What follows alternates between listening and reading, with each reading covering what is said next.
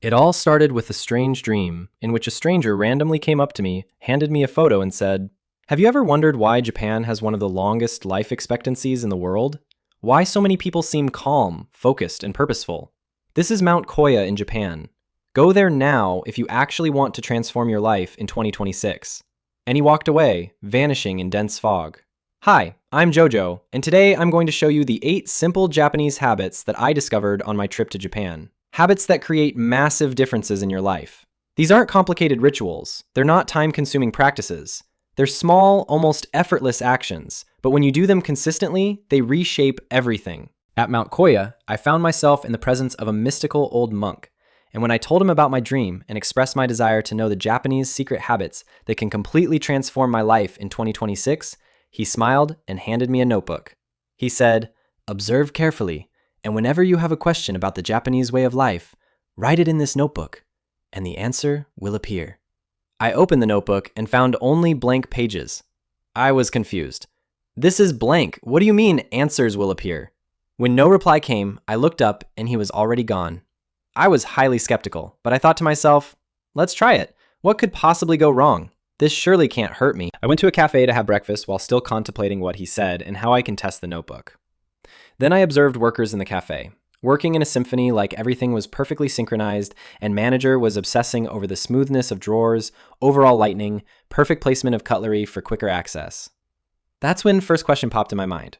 So I took out the notebook and wrote, "How is everyone so efficient here, and why are they obsessed with tiny details?" That's when something magical happened. Glowing letters started appearing. Habit number 1, Kaizen. The Japanese philosophy of Kaizen, meaning continuous improvement, offers a path to profound change without the heavy feeling of being overwhelmed. Instead of the typical, drastic New Year's resolutions that often lead to burnout by the 3rd week of January, Kaizen focuses on making improvements so minimal, just 1% better daily, that they are barely noticeable. Adopting this philosophy can make 2026 a truly transformational year. This concept has proven its power in the corporate world. For instance, Toyota's success as a leading car manufacturer is attributed to Kaizen, which encourages every employee to make one tiny improvement each day. The same principle can revolutionize your personal life. Trying to get fit? Avoid the common trap of aiming for an hour at the gym daily. Start with 1 push-up. This step is so easy, it removes all resistance, and you will naturally be inclined to do more. This effortless beginning builds a solid habit, leading to significant fitness gains by mid-2026 without ever having to force yourself. Want to read more? Forget the intimidating goal of reading for an hour. Commit to 1 page. Reading 1 page daily is a negligible effort, yet it translates to 365 pages a year, far more than what most people manage in 5 years. Once you start with 1 page, you will usually find yourself continuing, letting the habit develop naturally. This small step approach applies to any goal you set for 2026, whether it's saving money, mastering a skill, or organizing your home. By making the actions too small to fail, Kaizen eliminates friction.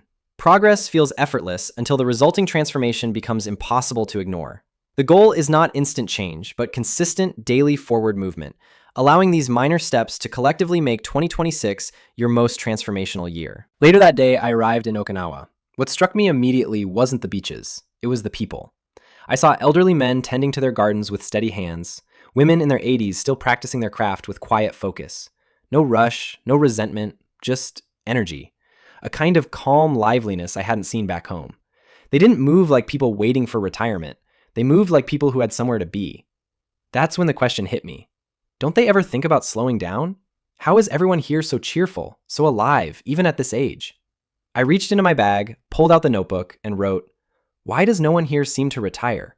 And how is everyone so youthful and energetic in Okinawa?" The pages fluttered softly. Then the letters appeared. Habit number 2, Ikigai. As I read, it became clear. Ikigai wasn't about working forever. It was about having a reason to wake up. In Okinawa, one of the world's blue zones where people often live well past 100, almost everyone knows their Ikigai. A purpose so personal, so meaningful, that life never feels finished. And scientists believe this quiet sense of purpose is one of the biggest reasons they stay healthy for so long. Watching them again, it finally made sense. They weren't fighting aging. They weren't clinging to productivity. They simply had something worth showing up for. Every single day. When you have a reason to wake up, your body wants to keep going.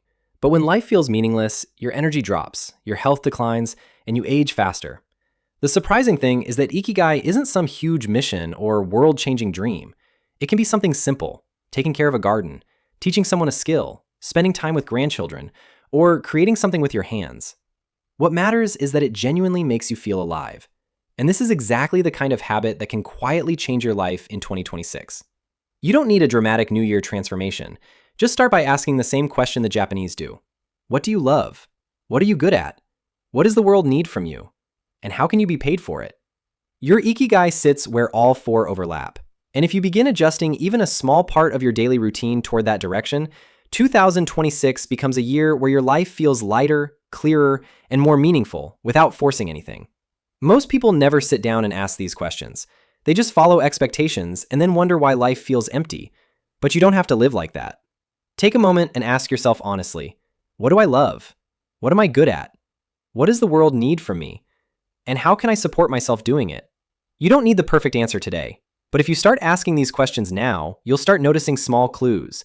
And those small clues can slowly guide you toward a 2026 that isn't just productive, but purposeful. After a day exploring Okinawa, I sat down at a small family-run restaurant. The room was filled with elderly couples, laughing softly, eating slowly, as if time wasn't chasing them.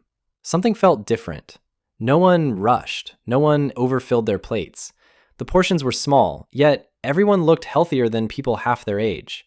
That familiar curiosity returned. Why does everyone here eat so little, yet look so full of life? Is this another Japanese secret? I pulled out the monk's notebook and wrote the question.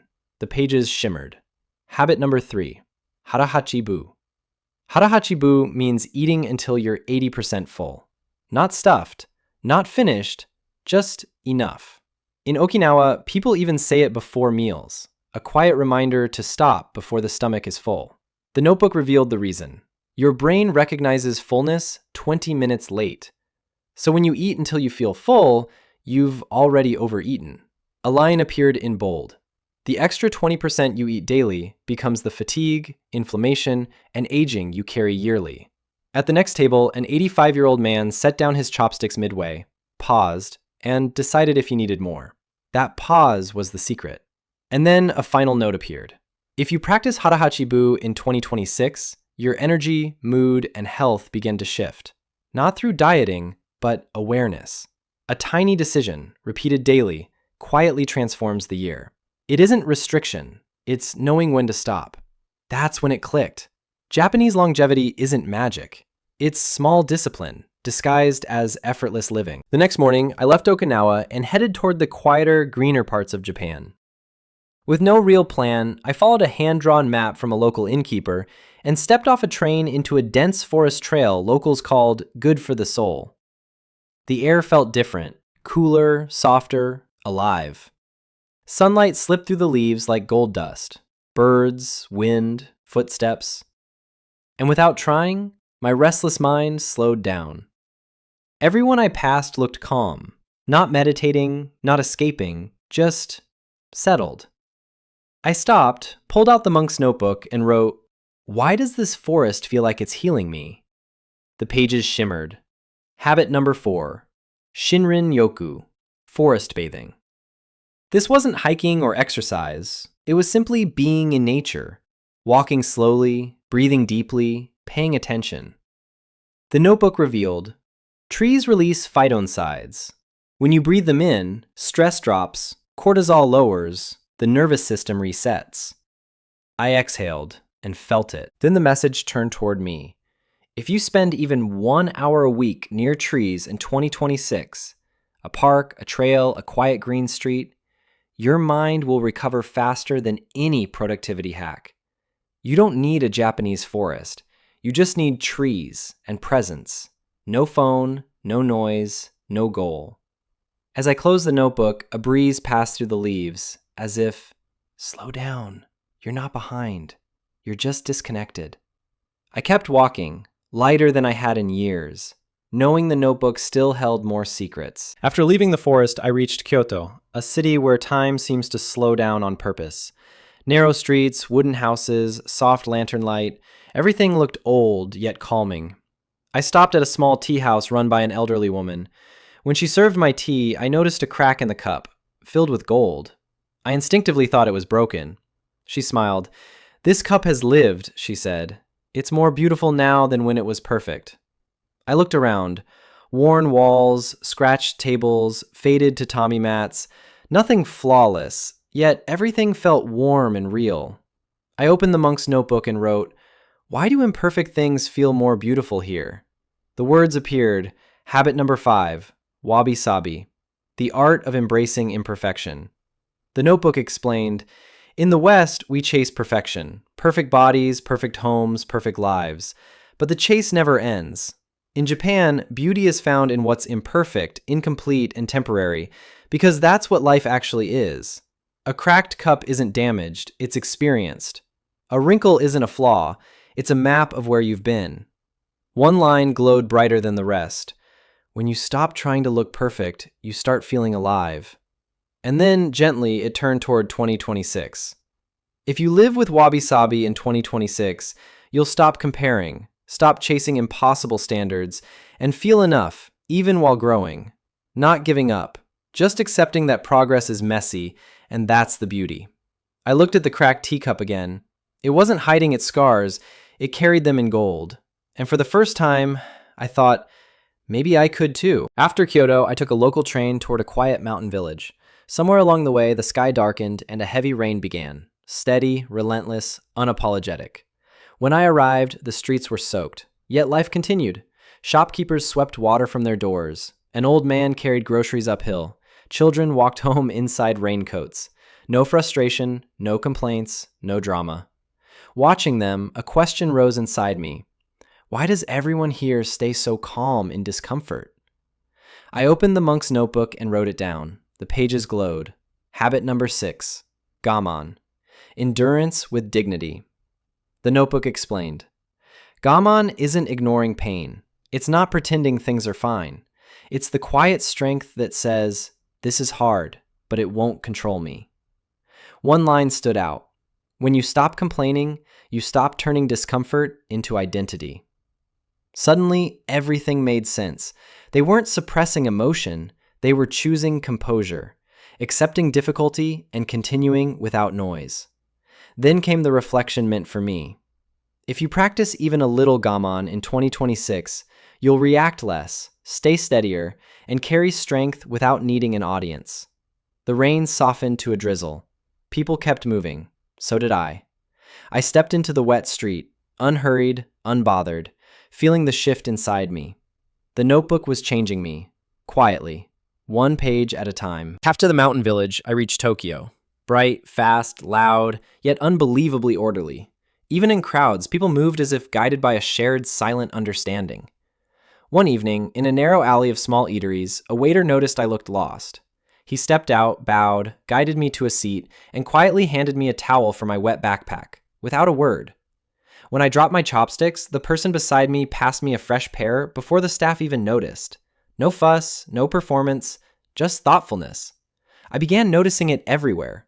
Lower voices on trains, students cleaning classrooms after school, strangers adjusting their steps to give others space. It wasn't politeness, it was awareness. I opened the monk's notebook and wrote, "Why does everyone think about others so naturally?" The words appeared. Habit number 7, omoyari, compassionate consideration.